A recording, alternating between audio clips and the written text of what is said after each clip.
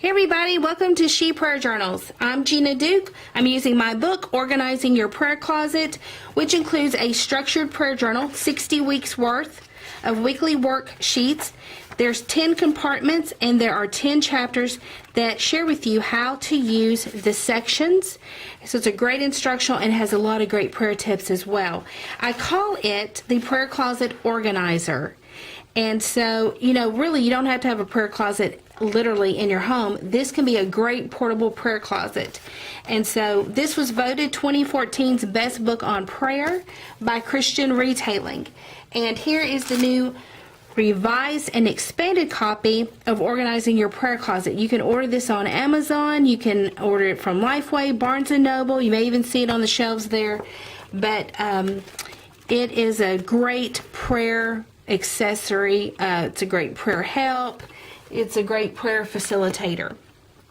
I have been decorating my weekly setups or my weekly worksheets, and I've really enjoyed that, and I've enjoyed sharing little bits and pieces from my prayer closet with you. So this is the setup. Here, this particular washi tape I got from Michael's, and it's cloth, which I really like that. And this real cute washi tape that I have on the sides here, I got from the Dollar Tree. And then these are some cute cutouts that I got. It's called the Wonder, is the name of the actual, I guess, style of ephemera that's included in this little ephemera pack that I got from Tuesday Morning. And it's from the American Crafts. So, cute, cute, cute. This is a little tent, a little mason jar, just some cute little cutouts. Now this particular thing is one of my stickers that I'll soon sell on my Etsy shop called Churchtown Market. It's a little caution sign, so I'll talk to you about that in just a moment. But I will start out with what I gave God praise for. And I have to tell you this particular story. This was the 4th of July weekend, and in Tennessee we had torrential rains. So my older daughter was in another part of Tennessee at the lake, and it was me and my husband was at home. And then my elder daughter with her 3 little bitty boys was with us, hanging out, watching movies, snacking on food. And then her husband, my son-in-law, is a lineman, so he had to work because of all the storm systems and the rain coming through. And so we're just hanging out. And I needed to go back to my bedroom. And I told my husband, who's watching movies with the 3 little boys, to keep an eye, especially on Campbell. Campbell is 2. And my daughter was upstairs in my office where she was looking at homeschooling curriculum because she's a homeschooler. So she was just taking the opportunity to sit down and look through that to decide what she wants to do there. Okay, so a few minutes later, I return from my bedroom, and I can see down the hallway, I can see the other 2 boys. I do not see Campbell. So I say, "Where's Campbell?" And my husband's like, "Well, he is in the kitchen." And he said, "I heard him go in the kitchen." So when I get down the hallway, I can tell that my door is open in the kitchen. Now, my house has a wraparound front porch, so I have 2 front doors. So evidently, he has gone out the front side door, which is closest door, not very far away from the road in my subdivision. So I start yelling, the door is open, and all of us start screaming and yelling and running out the door, and there is Campbell just making his way down the steps. It's like he had just gotten outside, and he's giving us this look like, "Okay, you caught me." Like he clearly knows he wasn't supposed to be out there. Well, I can't tell you how horrible of a feeling that was. Typically, we keep all of our doors locked, even when we're home. But because it was the holiday and we were all in and out, we'd been at the pool when the sun was shining, and we'd all come in. I just hadn't locked the door back. And I'm really usually diligent about that. But I had, again, unusual circumstances with it being a holiday. We're in and out. Never thinking about how easy it would be for my 2-year-old grandson to just pull that latches. We don't have a knob, we have latches. I don't know if you call it latches, but they're really cute. But now I realize they're really not that safe because he can just pull it down and the door's going to open. So I just have to say, well, I want to praise God that he was fine, but with what has went on with the little boy in the zoo with the gorilla, and then with the little boy that was attacked at Disney, so many people can shame other parents, but any of us know if you've been a parent, your kids can get away from you before you know it. And my husband thought the door was locked, so he never dreamed he would go outside. He didn't know I hadn't locked it, and I didn't think about locking it to keep him inside because we're all right here together watching movies. And so a disaster can happen before you know it, and we need to be caring and encouraging to one another and understanding when we have significant things happen to our children, terrible things happen.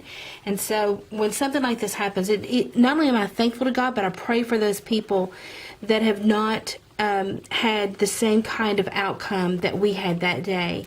Very mindful of that. So again, these are some things I'm thanking God for. I'm continuing this journey in freedom and forgiveness of my mouth. So here's another little caution sticker where I'm still just wrestling with, I'm not happy with my words. And I'm really trying to be better about not being as critical, being someone who builds up, not speaking so coarsely sometimes, but just being more graceful with my words and more gracious with my words. And I feel like I'm just really struggling with that lately. And again, I think it's because one of the reasons I'm just in this very stressful season of my life, but that's no excuse. Before I really made a commitment to the Lord, I had a problem with I could probably outcuss a sailor, really, and you've heard that saying before, but when I rededicated my life to Christ as an adult, He completely freed me of that and just completely changed my vocabulary. I started using words I never used before. It was strange, really. I never struggled with having to stop cussing or cursing, whatever you want to call it, but I felt like the Lord just immediately fixed that for me and gave me a new vocabulary. And so sometimes now when I get in stressful situations, that flesh of mine, that human part of me, that natural part, not spiritual part, wants to come back sometimes and say things that really are not becoming of a Christian. And so I just feel like I've got to be diligent. The Lord set me free from all of that, and why would I want to slip back into that? And, and whether my language can be coarse at times is no reflection on my relationship with Christ as far as am I a saved person or am I not saved, But it definitely, I think, as far as sanctification, being set apart for the Lord and for Him to use me, my words should always be gracious words. So I don't know, I'm going in this season to where I'm really struggling in this area, and it's so ridiculous to me, but so I'm continuing to fight that battle and really work on myself on that, and just asking the Lord to help me as well in my prayer time. Prayer petitions, I've listed my prayer petitions here. Now this is just the week that I'm finishing up, so I've got one answer so far. And the other things I believe God will be faithful to answer, as it typically is week after week. And down here, if I go down here, my heart, my passion, I found this cute, I don't know if you can see this. I hope you can see this. It is like the cutest little bird feather. Can you see it? It floated in my car, my SUV, one day when I was getting in it. And I just felt like the Lord was gently reminding me of Isaiah 40:31, where He says, "Those who wait upon the Lord will mount up like wings of an eagle." And I just feel like even in this season that I'm in, that I should be mounting up, that I should be, as I'm waiting on the Lord during the season, that I need to be continually preparing ministry and being fit for ministry and being excited about things that God may be calling me to. So I really am thankful for this. I think it's so cute. I just put a little piece of washi tape to hold it in. I hope it doesn't fall out. But this tent is so cute, and I was able to write on the tent and then to stick my cute little feather. But I just feel like God, in this small way, was encouraging me. I think He is that good to us. I think He really is. This is somebody that this is my ambassador notes section. So if I have an opportunity to witness to someone, I placed that in there, and I just made note. I was witnessing to somebody and trying to encourage them, and my friend was telling me how she tried to encourage that person, and I just felt like she nailed it. She's taking him right to the salvation conversation, and I thought, man, I wish I'd been that bold. And so, but anyways, just continuing to pray over that situation, and God has already answered some things related to this.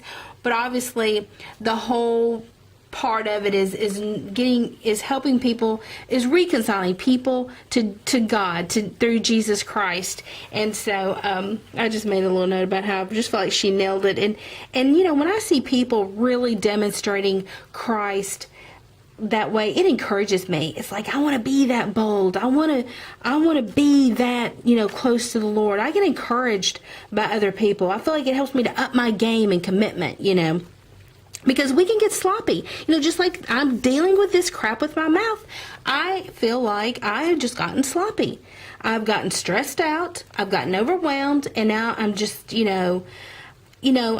I'm not being self-disciplined, which is one of the fruit of the Spirit. And because the Holy Spirit lives in me, I have the fruit of the Spirit. And some of my fruit is starting to stink.